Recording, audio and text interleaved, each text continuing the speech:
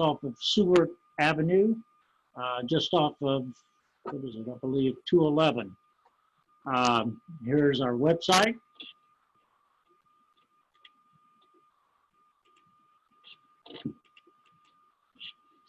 We cover a lot of different areas at the Cooperative Extension: agriculture, not only community, but also commercial. We work with a lot of the different farmers throughout Orange County. We also run the 4-H program for the county, family and consumer science, family, food, and also finance support and information for people that may need it. We have a gardening blog. Now, I'll make sure that Michael gets a copy of this so it can be passed to everybody else, but this is our blog with the Master Gardeners. We have a helpline that runs from April to November, Monday, Wednesday, and Friday, 9:30 to 12:30. There are usually 2 people there on those days. Any other time, just leave a message and either our educator or one of the other Master Gardeners will pick it up.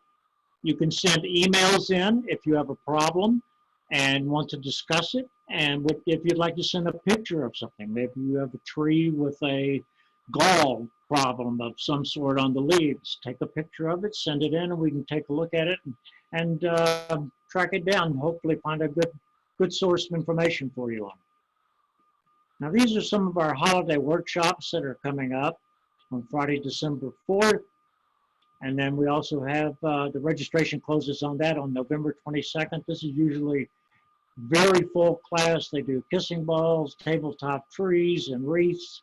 It's a take and make Zoom workshop. So space is limited. And if you're a Gardening of Orange County subscriber, it's $36. Regular fee is $40. Part of the Master Gardener program is a volunteer program. We get 20 weeks of extensive training. There's 100+ volunteers in Orange County alone, 30+ volunteer hours per year, either in community gardens, school gardens, workshops that we give, newsletters, and garden helpline. So we all have commitments as Master Gardeners to work in different areas. And I work primarily with a community garden, and then I have 2 school gardens, both of which happen to have won the kitchen garden tour put on by Strauss Magazine. The first one, in the first year that it came out, I believe it was 2015, Pine Tree Elementary School, which was a brand new buildup of a garden that's at that school. And then North Main Garden in Monroe. Theirs is actually located in a courtyard of a 100-year-old church that's right next door to the school. The gardens are wonderful. We donate our food during the summer to different food pantries. And the community garden that I work with, called Heaven Sent, and one of the school gardens donated close to 1,000 pounds of fresh vegetables over the season. So we had a tremendous year this year. So if you have any questions, feel free to give us a call. You can call our regular number here and ask for the horticulture educator, or you can just shoot an email in to the MG helpline at cornell.edu, and one of the Master Gardeners will pick it up. Okay, let me close that one.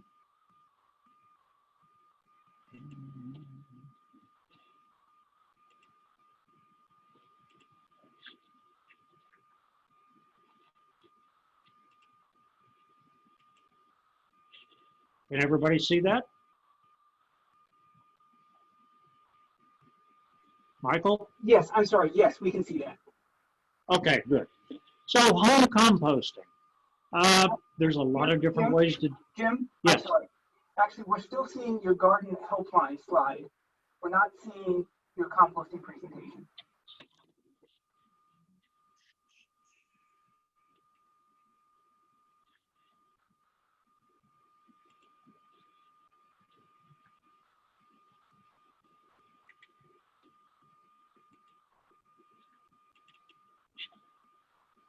How about that?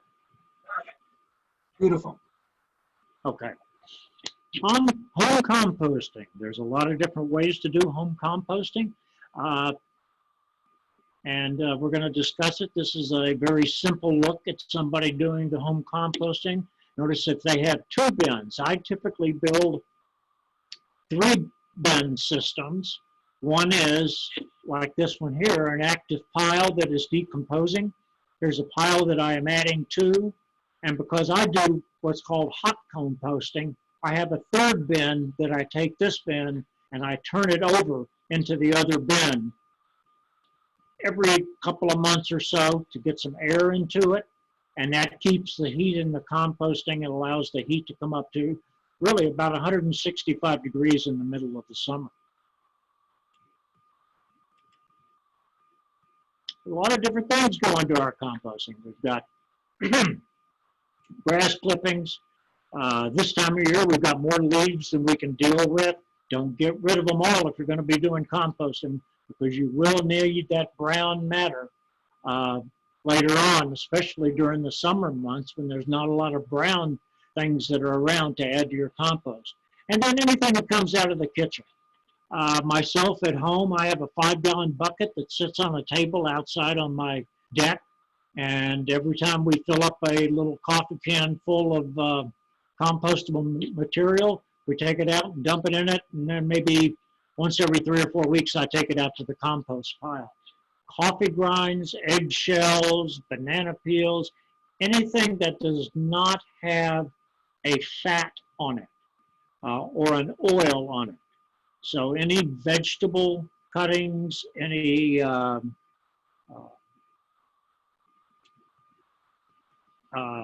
grape stems, carrots, pieces of carrots, maybe when you cut off the tops or the bottoms, if you peel your potatoes, save those because you will be using them. And combining all of these 3, we get a very, very rich humus soil that we can use in a lot of different areas for composting. Now here's the process of composting. It's basically decomposition. And here's another look at another composter. I actually, back in the 1970s, I was mowing lawns in Dallas, Texas, and one of my customers actually had this thing in the backyard, and I wondered what it was. He said, well, whenever you cut the grass clippings, just pick them all up and put them in this pile in here, and we're going to make compost. And I was trying to figure out, was he going to eat it, or what was he going to do with it at that time? But now I've learned as to what can be made. With microorganisms, water, and oxygen, you can take just about any scrap that you have from the kitchen and make a very, very good soil that's good for your plants. And here's our workers. Everything from the ground beetle to flatworms to regular earthworms, molds, fungus, bacteria, snails and slugs, millipede, roundworms, salve bugs, roundworms. All of that goes through and works the organic matter that's in the compost pile and breaks it down. And then the excrements from the different insect types also adds to the compost, especially the earthworms. One of the most valued things to a lot of composters are earthworm casings that they pick up and they can add to it. Here's just a look at some general fungus that's building up on a tree. This could be taken and used in the bottom of the compost pile. Also looks like he's got some poison ivy growing. And once again, some of the other looks. Even the pill bug is a good worker for the compost pile. Now, one thing, when you start a compost pile and you bring new additions out to the pile, what you want to make sure and do is to dig a hole in the center of the pile, put your new fresh items that you're dumping into the compost into that hole, and then cover it. This will keep the smell from the newly added material from vaping through the neighborhood and attracting raccoons and no telling who else will come wandering through. I even have a Cajun, and I'm not really sure what kind of dog it is, other than it's the strangest thing I've ever seen, with a very long tail. And he loves to dig through my compost pile looking for anything after he figured out there was stuff in it. Organisms that are needed. What organisms need to grow and to reproduce are carbon and nitrogen. Carbon comes typically from brown materials, whether that be leaves, twigs, coffee grinds, anything that is dead or has been dead for quite a while and lost its chlorophyll type. Nitrogen comes from the green materials, fresh leaves that are green, grass clippings, clippings from plants that you may be pruning, cut them down to small pieces, maybe 3 or 4 inches, and add them to the pile. It's amazing how it will all break down. I typically, at my schools, I use the compost pile or add to the compost pile because I don't have a lot of material coming in to add to it during the season, the gardening season. But I wait until the end of the year when I've got to remove all the plants from my garden. I put them into the compost pile, and typically I have a complete pile full by the time that I finish doing all my cleanup work. I then just let it set over the winter and do what's called cold composting. Let the insects and the little vertebrates go through and have a good time eating what they want and what they like. And the pile will typically break from, let's say, from 100%, it will go down to maybe 30% just over the winter months, with no turning and no adding of green material. Just letting let nature do her business. The browns, the carbon, the organisms needed for energy, the nitrogen they needed to grow and also to reproduce. Now here's the formula. It can be either 2 or 3 gallons of brown to 1 gallon of green. If you have too much green, you will have ammonia buildup and won't smell very good to the neighbors. If you have too much brown, it doesn't have the energy from the nitrogen breaking down to break down the browns, and your pile will just sit there and not actually compost, or it will take much, much longer. What to compost? Well, you've got shreddings, you've got toast that you didn't eat or maybe set out for too long. Paper products, so long as the paper products don't have a glossy finish on them. Paper towels, newspapers. One of the really nice things is if you use a shredder in your house to shred all your personal documents, anything that's not of a glossy cover on it, you can take, shred it, and nowadays all the ink that's used by either laser jets or by inkjet printers is a soy-based ink, so it will break down and it's not harmful to the environment or to you or to the plants. So I typically take our shreddings out as soon as the bucket gets full and dig a deep hole, bury it in it, because if you dump it on top with the winds like we had last night, it's probably be all over your yard, the neighbors, and half the village. All your kitchen scraps, whether it be the outer shreds of leeks, once again, eggs, tea bags, coffee grinds. We go through a lot of coffee in our house. My wife and I drink percolated, and my son drinks cold pressed coffee. So he has 2 or 3 serious packs of coffee that he donates. Apples, bananas, anything that, once again, does not have a fat or meat to it. You don't want chicken, you don't want bones, you don't want beef, you don't want fat off of the products. That turns the compost pile very rancid, and you'll find more animals than you ever wanted to in your neighborhood. Other things that you can compost, and they're kind of interesting. Corn you can compost. The stalks, you need to cut them up into smaller pieces as you possibly can, either using hedge clippers or whatever, either from 2 to 4 inches. And the shucks take forever to break down. Apricots, the outer skin and the seed both take an extremely long time to break down. Pine cones, and once again, tree limbs. If you use small tree limbs and twigs, cut them up as small as you can or as small as convenient for you. I typically put a layer of twigs in the bottom of my compost pile when I start a new one. That gives it some air that's flowing in from the bottom side, and the worms will crawl over it to get up to the other material, so they don't have a problem with it. Now, one item that I found that's one nut that I have found that is truly non-compostable is pistachio skins.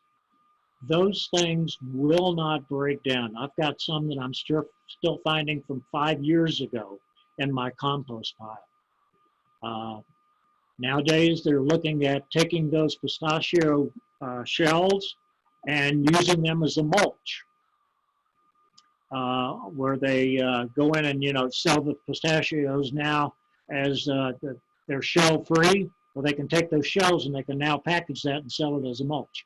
And the southern areas, Georgia over to Texas, pecan trees and pecan shells. Pecan shells are very difficult to break down.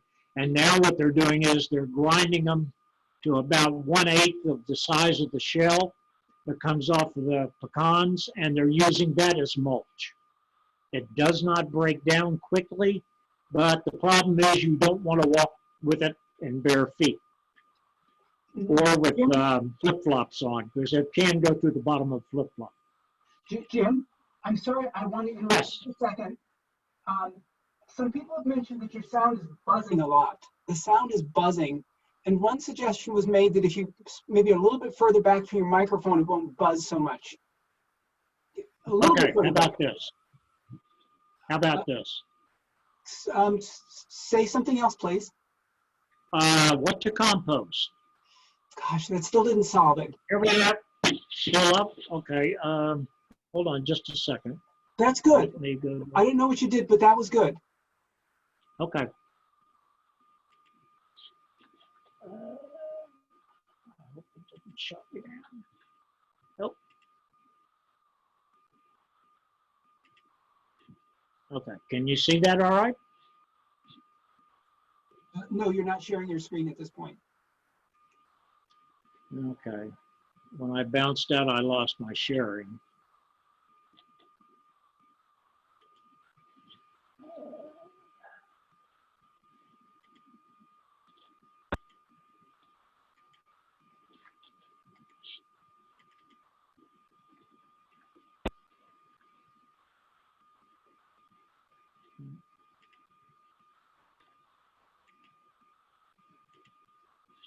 How's that? Good. Okay. Now I'm getting the hang of it. What to compost? Newspapers. Once again, the print in the newspapers is done with soy print. There used to be concern years ago about the use of color print in newspapers because at that time it was not a soy-based ink. It is now, so all the newspaper can be used. Now remember, the ads and things, some of them have a glossy coating on them. Don't use them because that will not break down at all, and you don't want that glossy material in your compost and to be leaching into the soil. Magazines, other news flyers, newsletters, old emails that you may have stashed away that you don't need anymore, you can use those. Once again, you can shred all your material if you want to, and what they're saying here is anything with a fine glossy cover, and a lot of the pages on the inside may have glossy depending on the type of magazine that you're using or reading. Grass clippings. Grass clippings are wonderful. However, grass clippings are also very good to leave on the lawn because they will decompose and create food for the grass that's growing. Now, a lot of people are very concerned about leaving grass cuttings on the lawn, that it causes thatch, and that is really not true. Thatch is caused by an overabundance of growth that's left unchecked and either not thinned out or a very aggressive grass that's growing and weeds that can cause thatch. You can use bundled hay. I use a lot of straw or straw in my gardens, my school gardens, and my home garden, and in our community garden. Alfalfa, there's alfalfa, hay, and straw. There's, what was the other one? Wheat straw is now being used. So everything that was chaff before and just thrown away or burnt is now being made into straw bundles that you can buy. You can buy anywhere from one bundle to multiple bundles. We bought 28 bundles last year for several gardens and used them to coat the entire environment of the garden, including the paths. Cardboard. Cardboard is very good for the composting, especially if you're going to be starting a new compost. You may want to put it down to prevent weeds from coming up through the bottom. It'll last long enough to kill the weeds and prevent any seeds from setting up, and then your compost can start from there. The worms and everything will break it down, and then once again, any of your trimmings throughout your garden. When your compost gets at around 160 degrees, all seeds that are in the compost pile will basically break down and not germinate. Now, if your compost pile doesn't get hot enough and you're throwing weeds into your compost pile, you could have a problem that even though it's breaking down, it's not breaking down hot enough to kill the seeds off. So you do want to be careful about throwing a lot of seed pods from weeds into your garden. You may want to pull them off if you just have a small batch, or be very careful as to how much you're putting in at any given point in time. Tea bags, throw it in the whole thing, staple and all. The staple will basically rust out. The bag will break down in most cases. If not, you'll find it a couple of years later. Sawdust, wood chips. You have to be careful with sawdust. If you have too much fresh cut wood from sawdust and add it with a lot of grass clippings, you'll really have too much green. So then you're going to need more wood chips or something like that to help balance it out with the formula of 3:1. Wood ash that comes from the fireplace or fire pits. You can also sprinkle wood ash on your lawn. It's a great potash that the soil needs. But you can add it in layers too. I wouldn't add it 50% of your pile being wood ash. That would be a little bit too much, but I would make, if you have 2 or 3 inches that you want to add to the top of your pile, that's fine. And then you can turn it in later if you want to turn it, or if you want to do cold composting. Our friends, the manure gang, whether they be goats, cattle, chickens, llamas, horses, I have a difficult time with adding horse manure to a compost pile. The reason for that is from the time the horse eats something to the time it's expelled is only about 7 hours. The horse doesn't have 4 stomach chambers. It doesn't chew its cud. So therefore, within 7 hours, those seeds that it ate, weed seeds that it ate 7 hours ago, are now what you're picking up to add to your compost pile. So you're adding live seeds to your compost. Cattle, on the other hand, have 4 stomach chambers, and they chew their cud, So they break it down and they have a wonderful digestive system. And all the seeds that they eat, no matter where they pick it up, are totally digested in their manure. Goats are the same.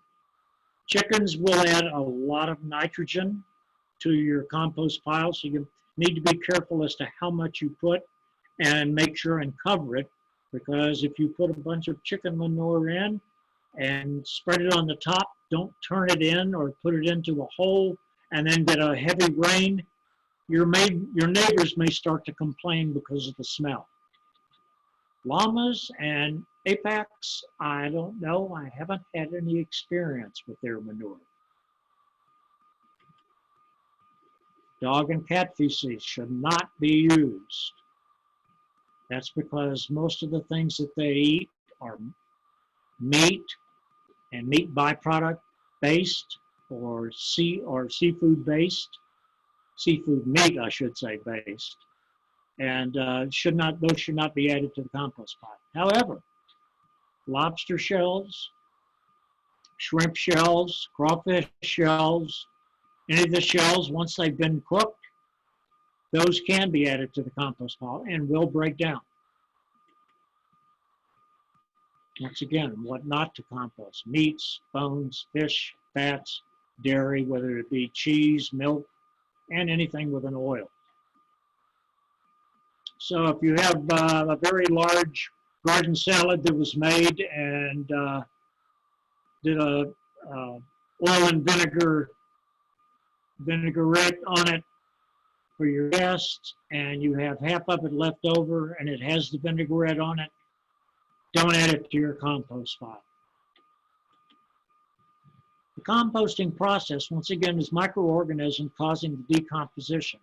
As they go through the pile, they eat what they like, they digest it, and their excrements also becomes part of the compost. With water and air, we have the full three for decomposition.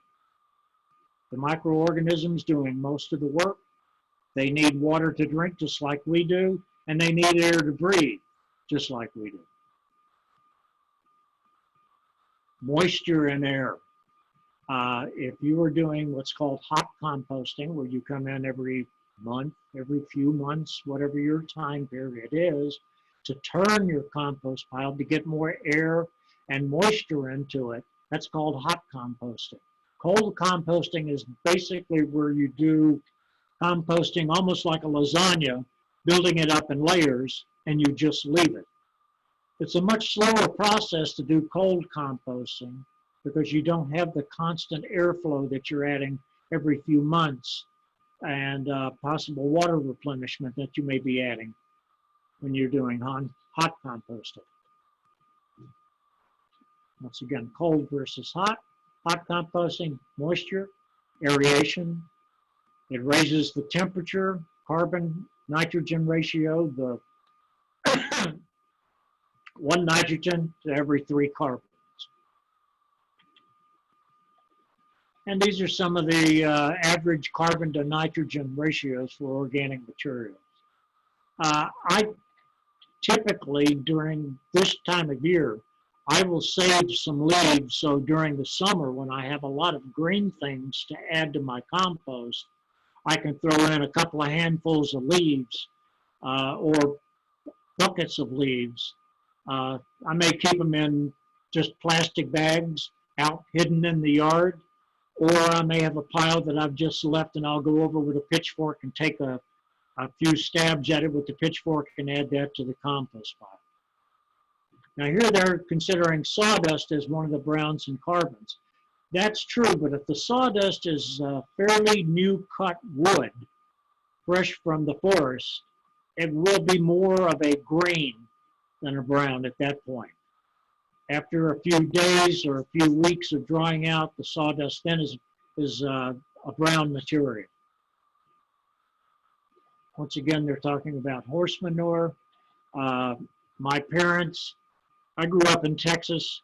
They went to my uncle's house. They took a whole horse trailer, 4-horse horse trailer full of trash cans, and they went out into his fields and picked up what they assumed were cow pies, cow patties. What they didn't know was that was the area that they keep their horses. Well, they had been eating, which is a scourge down in the Texas area. It's called Johnson grass, not named after LBJ, but it is called Johnson grass. And it grows by either seed or by rhizomes.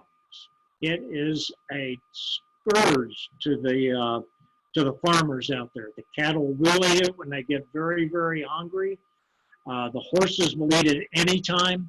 And with their digestive system not being good, my parents had just picked up a horse trailer full of horse manure and full of seeds.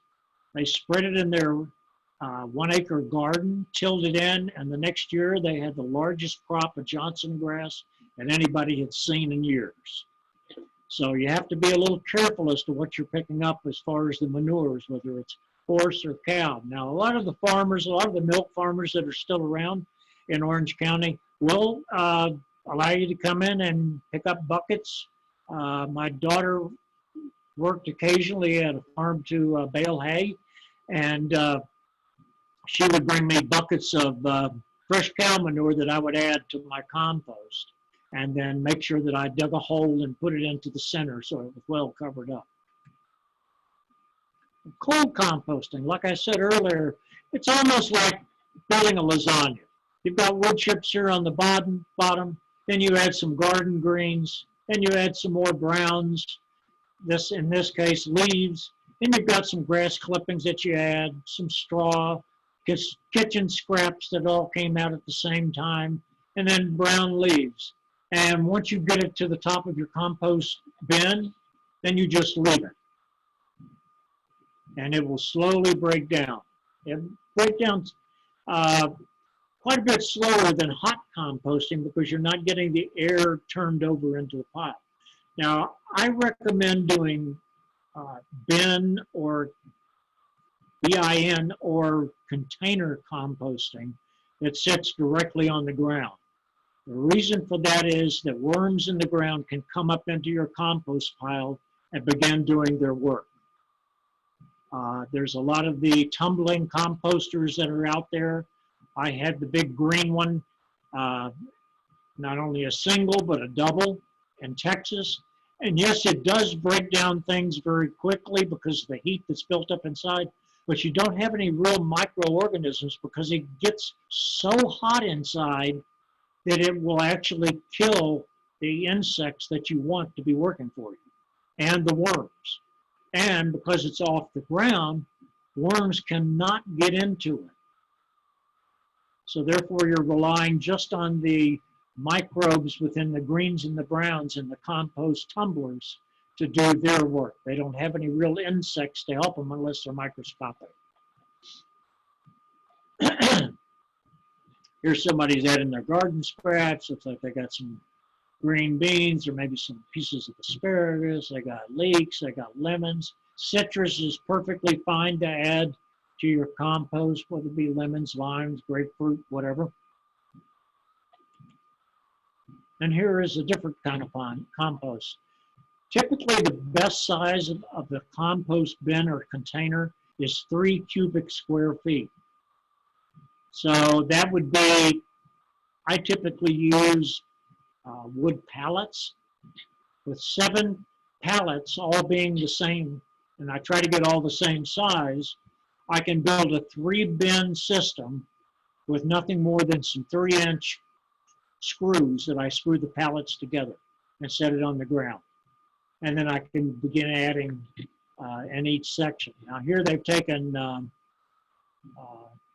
2x3 fencing and just made a bin, and then they basically are doing lasagna or cold composting here. Here they've just got a pile that they've started. There is a company in Pine Island called Organic Recycling. It's owned by an Asian gentleman. He goes to Westchester County and has a contract with Westchester County to pick up their leaves. So they pay him to come pick up the leaves. He then takes them up to his 55 acres in Pine Island and sets up huge piles like this of the leaves and other material that he gathers, from clippings to wood chips and everything else, and he composts them on a grand scale. If you ever happen to drive by on Pulaski Highway on a very cold winter day, when you pass it, it'll look like the place is on fire because there's so much steam coming out of his compost piles. Now, he's got a pretty good equation. They're paying him to haul off the leaves. He takes them up to his land, turns them into soil, and then he resells it. So he's making money on both ends of his composting, the collection and the delivery. Here's another one where they've just set up some T-posts with fencing in between it, and then they're adding, looks like they may be adding grass into here. Grass clippings can also be put in and used as a mulch in the garden. They will break down as long as you don't have, let your grass grow too high to where it's had seed pods. It will do great in keeping weed control, as they're doing here in this sunflower bed. This is what I do this time of year. I save some bags, or actually piles now, of leaves in my yard that I let just start decomposing on their own. And then during the summer, I'll go over with my pitchfork and either fill up a bag or fill up containers and take them over to my compost bin and add them to all the greens that I have, and then turn it in. And this is kind of what a single bin pallet system looks like. I don't think in New York it really matters whether it's semi-shaded. Now, if you were in Texas, yes, it does get a little too much heat. Someplace where you can set up your composting site somewhere is convenient, so you're not having to trudge out a long distance in either muddy weather or rain or in the snow. Away from the trees, because you do want sunlight. You want available water, whether leaving it uncovered or just letting the rain be the water source, and provide for good air circulation. The sides of the compost of these pallets, being open as they are, allow air to get to the pile, and then you can turn your pile, like I said, once a month, once every several months, to help get additional aeration into the pile. Now here's some where they use cinder block for their piles.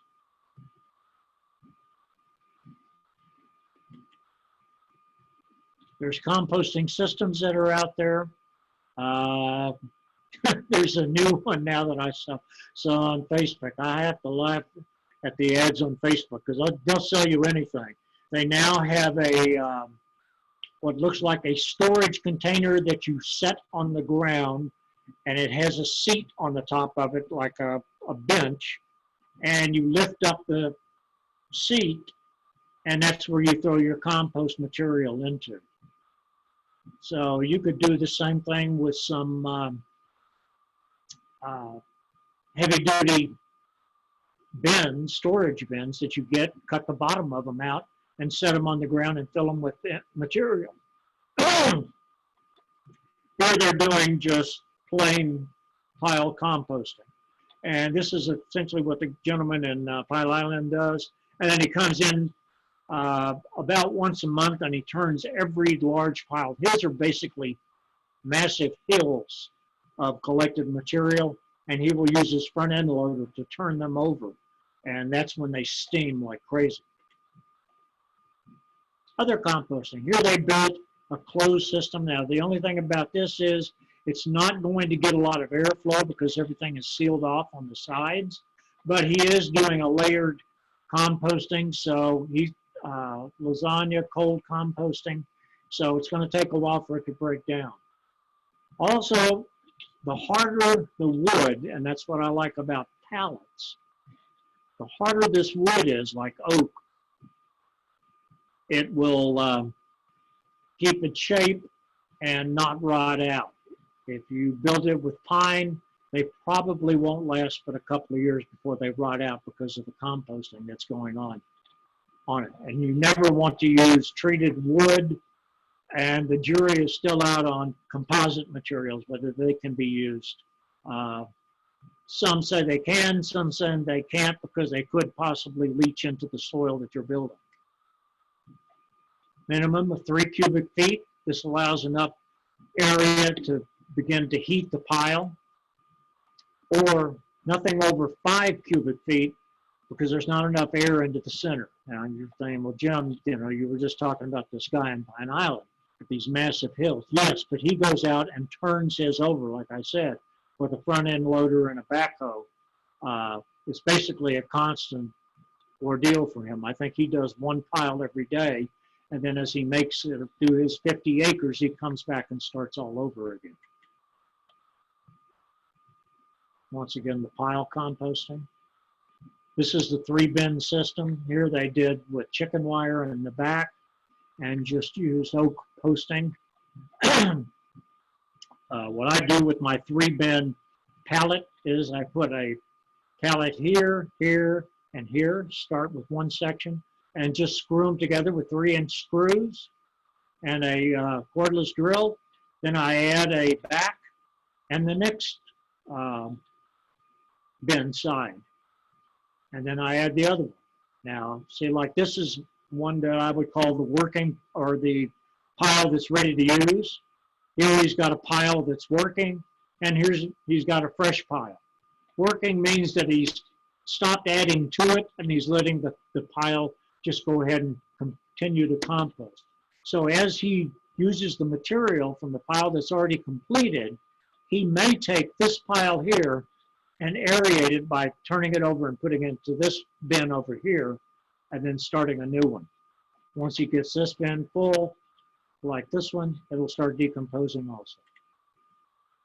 Here it is with the pallets. Here they put a pallet underneath to get additional airflow. You could do that a lot of different ways.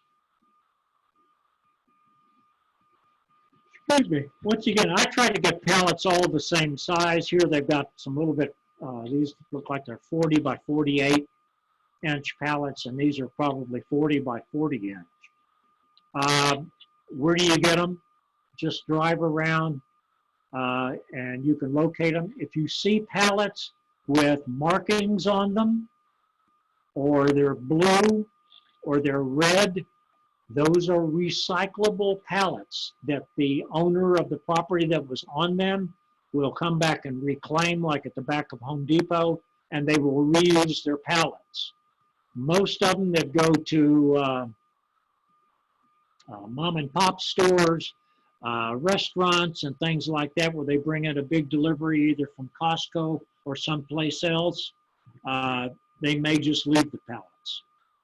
And you can tell if they're just standard looking pallets like this, they've been busted up, there's no markings on them for return or who to contact, or they're blue. I believe Walmart also uses blue. Home Depot uses red on most of their vendor stuff. Those pallets leave alone because they will get upset if you take those. Also, liquor stores are very good for some of the pallets and things you can make. And once again, you can use wire bins. Here they're doing some cold composting. Notice he's got a green layer in here. Here they must have a lot of rain. He's trying to keep some of the rain off of the pile that's decomposing. You can do this with garbage cans. Either turn them upside down and put a heavy weight on the top of it to keep it from blowing over. But this way the worms can come in through the bottom. Or you can have it this way with holes in the bottom, and here it's elevated, it looks like on cinder blocks to keep it off the ground or to allow water to drain from it. Once again, you can also use cinder blocks. Here you can see they spaced it to allow for air circulation throughout the pile. If you go to a bin system like this or with pallets, I would suggest you finding a manure pitchfork. It makes it a lot easier to turn the pile over. I typically use a long-handed shovel to dig a hole in the center when I'm adding new material. And those two, sometimes I'll find them at garage sales or estate sales, and I'll pick them up, and then I just leave them out on the pile so I don't have to haul them back and forth. Compost tumblers. We talked a little bit about them a while ago. There's a lot of different ones that are out there. There's some that the drum actually sits on some rollers down here on the ground, and you use your foot to turn the drum. These I call the flippity flops. They kind of flop over as they go. They do an excellent job with mixing, but like I said, the earthworms can't get into it. The other micro or macroorganisms cannot get into it. The insects, the small vertebrates, cannot get into it. And they notice the coloring: black, dark gray, green. They absorb a lot of sunlight and they get extremely hot inside. I actually had the, I had the twin tumbler that's made by Mantis, and I had that in Texas. And my compost inside of it got so hot that it actually buckled the outside rims of the composter from heat. Even though it had vents, the vents had become clogged when I was turning the tumbler, gotten clogged with grass, and air wasn't getting in. And that thing heated up and it just ballooned. Wasn't stainless steel metal, but it was a good quality sheet metal that they use, and it buckled it. Direct incorporation. This is basically digging a trench, throwing your stuff in, and burying it, or digging a hole and burying it. It's good. I will warn you, skunks, raccoons, bears, if they can smell it, they'll dig for it. Especially the bears, they've got good long paws. The raccoons can do pretty well, and the skunks love it. There's a couple of tools that are out. This is a compost turning tool. If you don't want to use a pitchfork, you don't have multiple bins that you can turn from one into the other, you can take this little auger here, and these two flaps, basically as it goes, you push it down into the pile, they go against the rod as it goes in. When it reaches the bottom and you start to pull it up, they flange out and they will pull what's on the bottom up to the top as you lift the shaft up. And then you can do that in multiple areas, and that's another way of turning the pile. As the pile becomes more and more dense, as the soil starts, excuse me, as the soil starts breaking down or decomposing, it'll get a little heavier and a little thicker, and this may be a little more difficult to use. And that's why I still use a pitchfork. This is a compost thermometer. It's got, I actually have one sitting here with me. I was going to try to judge. It's got about an 18-inch long temperature shaft on it, and you insert it directly into the pile to basically take the compost pile's temperature. When you start getting up into the 160-degree range, every seed in that pile is starting to be killed, so you no longer have to worry about it. Now, one thing I'd like to bring up is a lot of people ask, well, how long is it going to take me to compost and get some good soil? In New York, I would say it's going to take a full year, even hot composting. Cold composting may take a year and a half. We don't have enough heat and a long enough season to continue the breakdown, and your pile may cool off during the winter time. Some, if they've got just the perfect amount, will stay active during the winter and continue to cook. Others may shut down. The amount of water we get, sometimes in the rains that we have, like that storm that swept through yesterday, that was a pretty good deal that came down. You know, some of our deluges are 1 to 3 inches. In fact, we had one this summer that was 5 inches, 3 inches in half an hour in Monroe. So sometimes you get flooded out from too much rain. Uh, Michael, have you been watching the chat? I have. Good, because I haven't. Oh, I'm sorry. You know, that's not true. So you can take your temperature of the compost pile. These you can order online. These augers you can also order online. These are just pretty bins, is what I call them, countertop bins. What we use in our house, and we found very useful. Now, there's only three of us in the house now. A 25-year-old son, my wife, and myself. But we do it at home almost every night, especially during the pandemic. We cook a lot ourselves. We have a plastic red Folgers coffee can, the plastic ones, not a metal one and not a paper one with a silver lining inside. That Folgers container will fill up 2 or 3 times, maybe, if we're making a fairly large meal. And then I walk right outside to the deck and dump it into the 5-gallon barrel that I've got that's got a lid on it. But that Folgers can, the plastic on it, you can wash it out, continue to use it after you've dumped it out. You can even put it in the dishwasher if it starts to smell. Maybe you went through a lot of garlic and onions or something you were preparing, and it starts to take on the smell. Put it in the dishwasher. It does perfectly fine. It doesn't buckle or warp, and it's even lasted through a 2-hour cycle in our dishwasher. There are compost starters that are out there. I would typically go with a recommended well-known product. There's a lot of compost starters that come out in the springtime. I would do some research if you're going to use compost starters, but Mother Nature doesn't have a compost starter. What she has is the stuff that's still laying on the ground from last year, and that's what starts her compost and the leaves.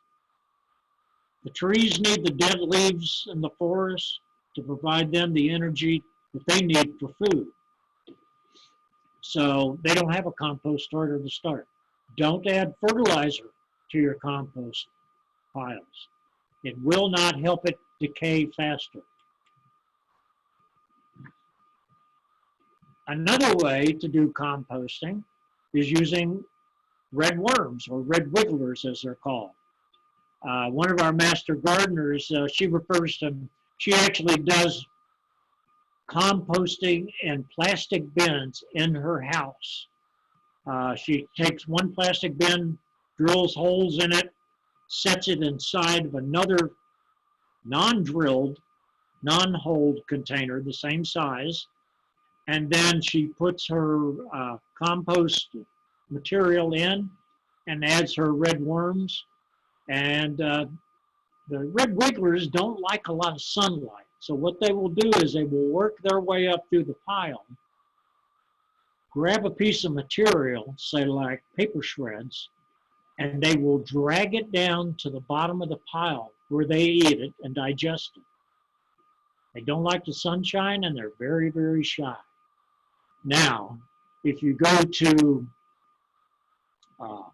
add another compost pile or move your worms from one bin to another bin, you basically put fruit over in one corner, or fruit or bread on top of the soil.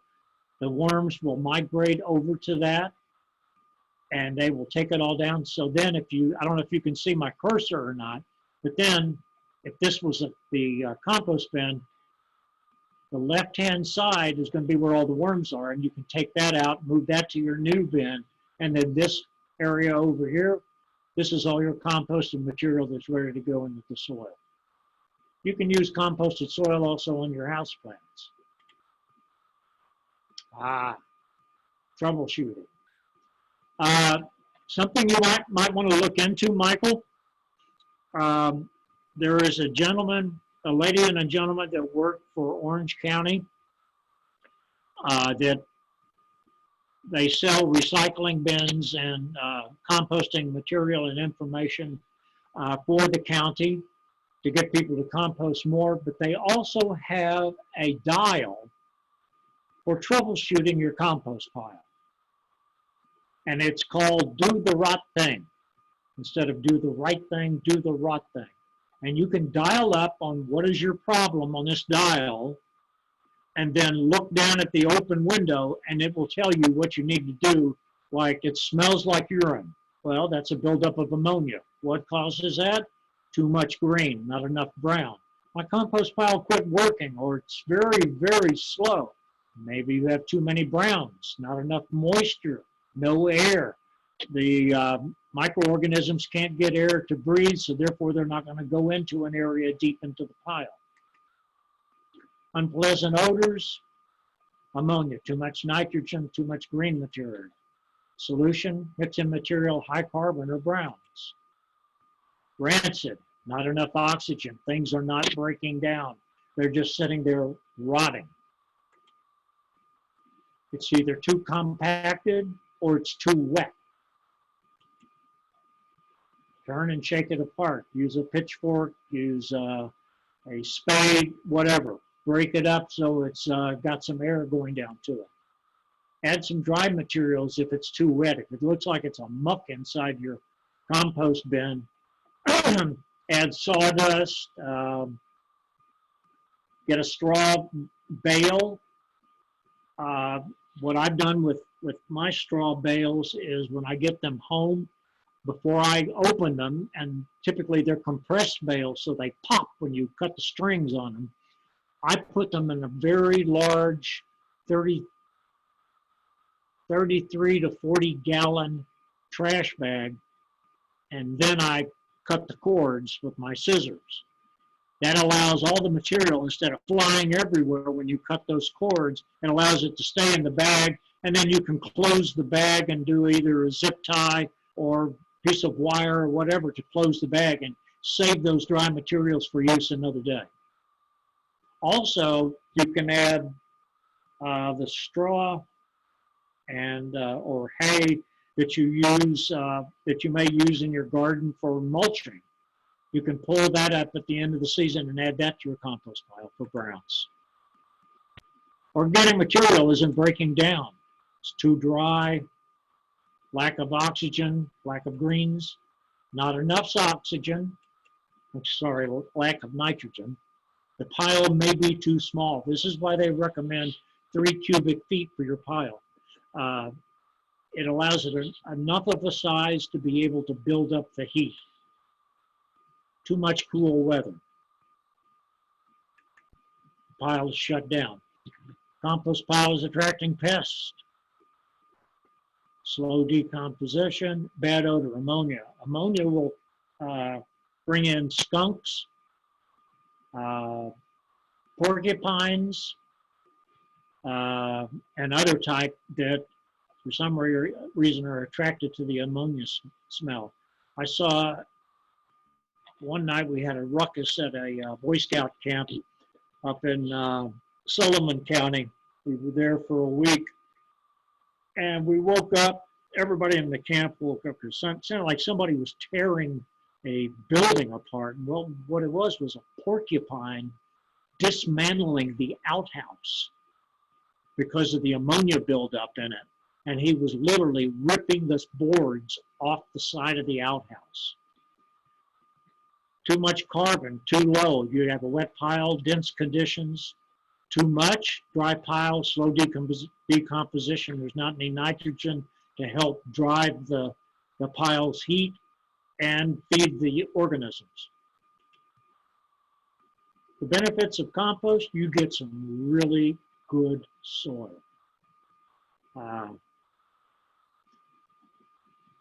It's amazing, the earthy smell of it when it's done and it's ready to go into adding to your soil or putting a layer, just a thin layer of 2 inches around your house, your outside plants will feed it for probably the entire summer season. And you're recycling everything. 60% of the stuff that we use, as it was labeled in Vermont, of the trash that goes out is material that could be put into a compost pile. 60%, that's all that cardboard, all the shredding, all the over packaging that we have. If you broke it all down, we could get it down to where only 40% of that is going into the landfill. Improves the soil structure, allows for better drainage and heavy clay soils, better water retention, and if you have sandy soils where you're at, I don't know how it does with rocky soils because that's all I've got here where I live. We used to joke around, if you want to build a garden in Monroe, the easiest way to do it is to use dynamite. Of course, we also had a lot of the iron ore mines in this general area. And it adds nutrients back into the soil. It also brings the microorganisms that when you transfer it and put it around your plants, those organisms now will go down into the soil, your natural soil, and start working on it to make it a better soil. You nurture the soil, and the soil will nurture the plants. You only have to do a little. Mother Nature will take care of the rest. Use it as a mulch. Dig it into the soil. Use it as an amendment when you're planting. With my tomato and pepper plants, I add a teaspoon of Epsom salt to the hole when I put my tomato plants in the ground. And then I sprinkle Epsom salt, free throw it around the plants. You can do the same with your compost soil. Just sprinkle it around, add some to the soil when you're putting your plants into the ground, if you're transplanting or if you're adding plants, new plants. Compost tea, don't drink it. Not recommended for drinkability. But basically, you take a 5-gallon bucket, you fill it up to about this bottom rim here with compost, then fill it with water all the way to the top and let it set for 3, 4, 5 days. I usually leave it about a week. And then I use a dipper, dip off the water, run it through a strainer, and that water goes into another 5-gallon bucket, and that's what I take to water my plants. They love it. It basically, you've done a lot of the work for the plant.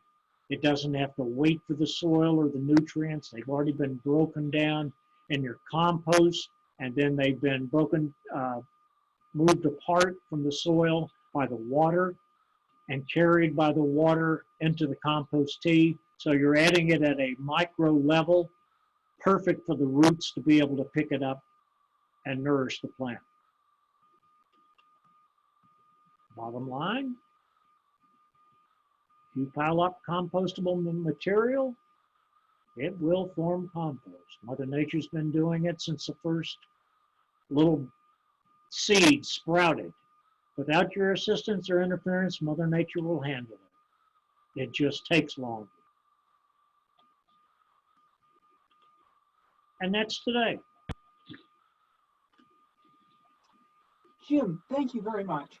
You know, we have a few questions that are here in the chat, but we also have a little custom in the Zoom garden plot, and that is, we've already been sitting for about an hour, more than an hour. Everyone knows this is really hard on the house. So we are going to stand up and shimmy in place for 1 minute, and then we're going to sit down and we'll have some questions on the screen that people have already put in the chat. And if people have other questions, please put them in the chat and I will bring them on the screen for Jim. But just take a minute, everyone, to stand up, turn around and sit down, and we'll go on with the questions for Jim. I'm sorry I went a little over there. It was all great material, Jim. We really appreciate it. You see, I have my black cow manure shirt on tonight. Why is it spelled with a K? It's actually a product. It's the cow manure that they sell packaged at a lot of the big box stores. It's a very good product, but it's that's the name of their product. They call themselves the mature manure. Ah. Okay, so we've got some questions for you here. Okay. Paper would be a source of carbon. There's some really good things about rabbit manure. Yeah, you could add rabbit manure to it. Look at what they eat. They eat nothing but vegetables. Same as cattle, horses. Where you get into trouble is with cats and dogs, they're eating meat material. Vermicomposting, because I live in an apartment, I don't have a source for red wigglers. I can get in touch with the lady that does it and see if I can find one from her, from one of the master gardeners. She calls them her boys, and she loves to add like paper stuff to it and then listen to them as they drag it down into the compost. I've done kitchen compost with water and vinegar. Yeah, I don't see any reason, so long as it's breaking it down in the blender. The only problem you might have is that it's too soupy, and you may need to add some brown materials because you've got a lot of water content when you blend it in the blender.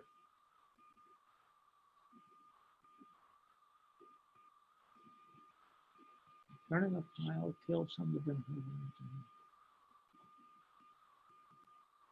No, because the pile does not get in the range of killing the insects. They live in the hot composting. And the insects are important in hot or cold composting. The difference between is really aeration, getting more air to the pile, which will help it in hot composting to break down quicker, and getting water into the pile if it gets dry. Cold composting, you're just letting it sit and do its own. It may take a lot longer because the pile's not getting aeration to get the heat built up inside of it. And do the rot thing.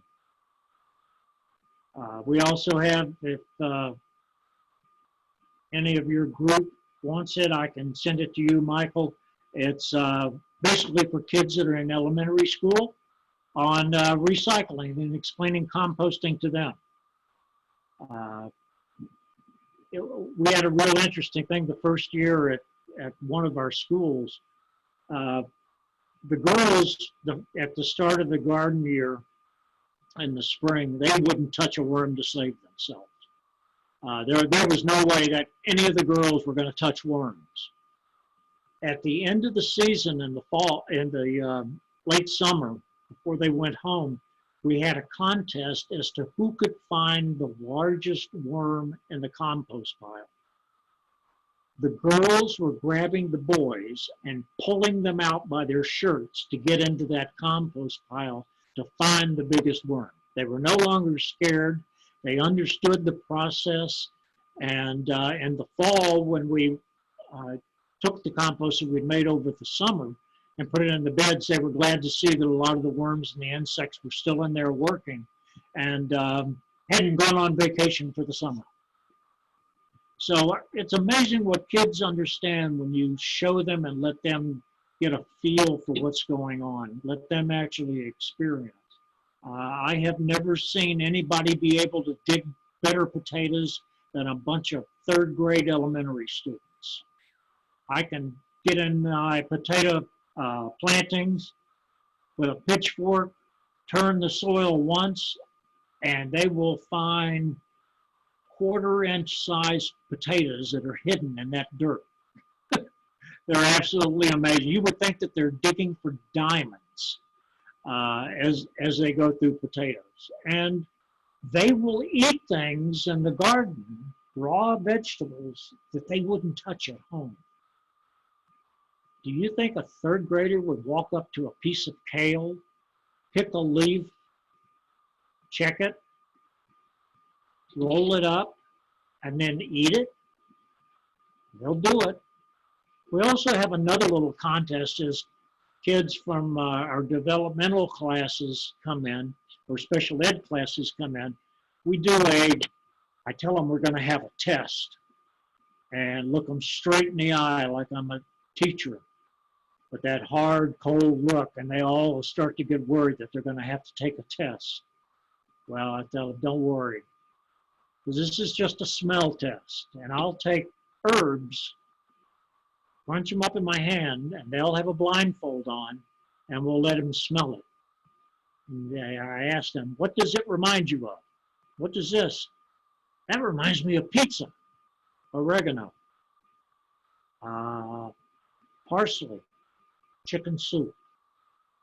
And then the one that really just took me to my knees, I just couldn't believe it. I took sage. And the kid said, Thanksgiving, turkey, because of the sage that you put in your stuffing or on your turkey. So it's amazing what these kids can pick up. Is there anything else? I want to say generally, if people have more questions, please pop them in the chat. Someone's mentioning these are awesome stories. There's a question, I was curious, if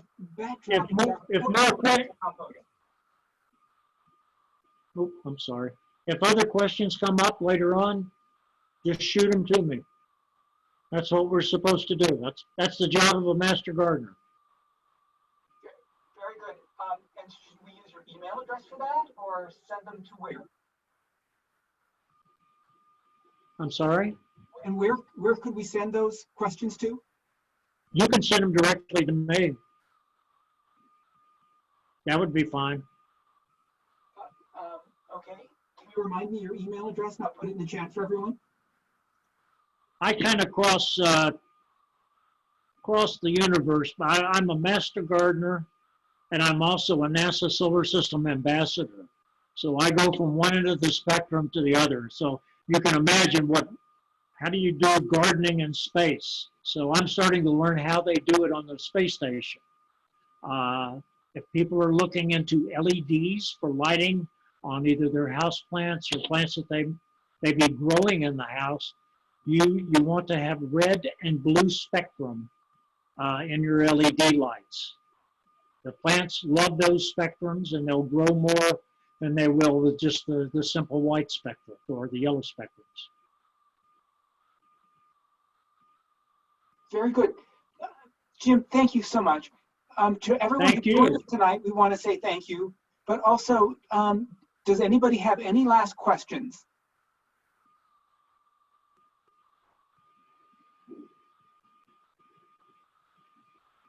I highly recommend, and Warwick has quite a few winners in the kitchen garden tour. It's put on by the, I don't know what the local photo magazine or photo news is. Dirt Magazine. Yeah, Dirt Magazine. They're put on by Dirt Magazine. I would highly recommend going on the tour one year just to see, because there are some amazing gardens out there. Ours are school gardens, so they always show up in the best of mention or whatever, because they're school gardens. And the students actually grow the stuff. And they use it in their own cafeterias in the schools. So, yeah, that took a little work. It took a little bit of getting approvals before the school district said, fine, go with it. They had to make sure that we were totally organic, and which we are. And then we had to find the right vegetables. Someone is asking, can you grow plants directly in compost, or is it purely an amendment for soil?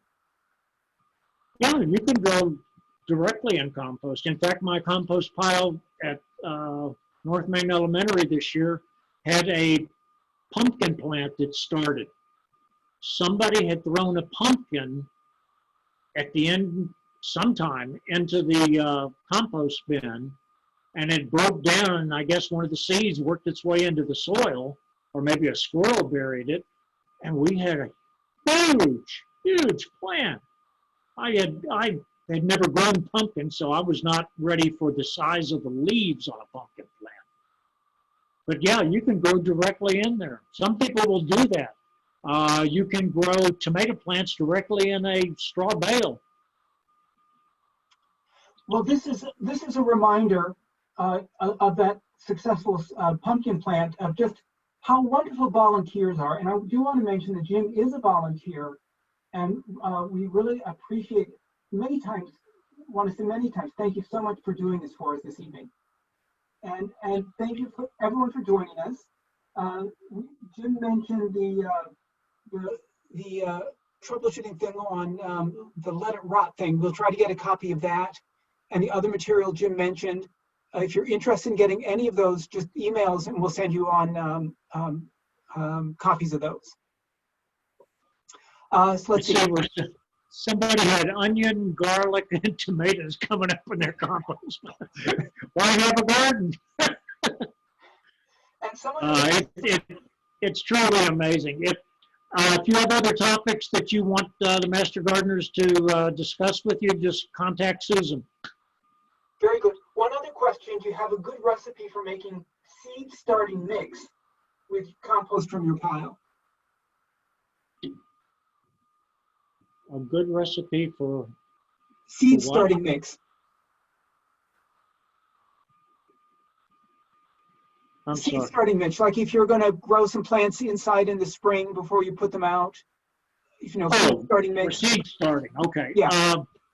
No, I don't. In fact, I buy we have access to what they use in greenhouses that we use, and it's a very fluffy compost is I think it could work. You might have to add, you may have to go get some vermiculite to add to it.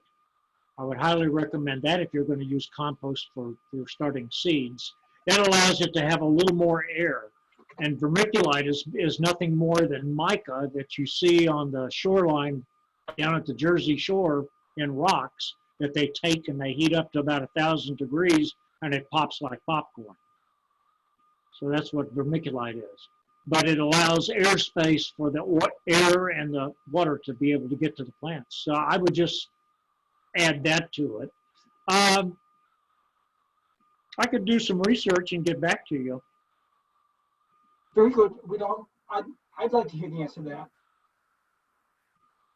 All right, well, thank you again, Jim. We really appreciate it. And Jim, we're starting a community garden in Greenwood Lake, and he came out and helped me out. So I really appreciate you guys being such an asset to the community and all of us. Well, that's what we like to do. We get a lot of enjoyment out of doing it. There's a lot of camaraderie. If you'd ever like to become a master gardener, every 2 years they have every 2 years they have another class. I don't know if I have that in me, but I'm glad we have you guys to use as a resource. It's 20 weeks. It starts in September, ends in February. You go 1 day a week for about 4 hours usually it's on a Wednesday, I think. It's been so long now. But you go one day a week, and you get a lot of good information. We've had some very good educators, horticulture educators. The other Susan N, not Susan D, but Susan N is our educator, and she is a bug person. That's what she has her master's in. She understands insects and how they work very, very well, and has been able to jump in and run with the program. Our former educator was a horticulturist. She was there for 11 years, and she had a photographic memory, which I think a lot of these people do because of the amount of information they have in their heads. But they're always good, and they're always there to help us. And then we have access to a lot of people within the Cornell organization in Ithaca, and we get usually once a month, we get at least 2 hours of instruction directly from them. All right. Okay. Thank you so much. I really appreciate it. And hopefully you guys join us in December and right, mention some good movies or books that you find inspirational. Right, the second one. Oh, I got one. We'll have another meeting. What? I have a good one for you. The $6,400 tomato. Is that a book or Read that a book. movie? It's a book? It's a book. It was written by a gentleman that moved from New York City, I think Brooklyn, to Hudson Valley. And you'll recognize a lot of the areas when you read the book. It is absolutely hilarious. He buys this large old house on this plot of land, and he's deciding he's going to be a farmer. But he goes through more trials and tribulations than you can imagine. And in the end, he finally sits down to figure out how much his tomato is costing him. And it's $64,000. All right. Have a good evening, folks. Okay. Well, compost is free. Thank you. All right. Call me, Chad. Thanks, everyone.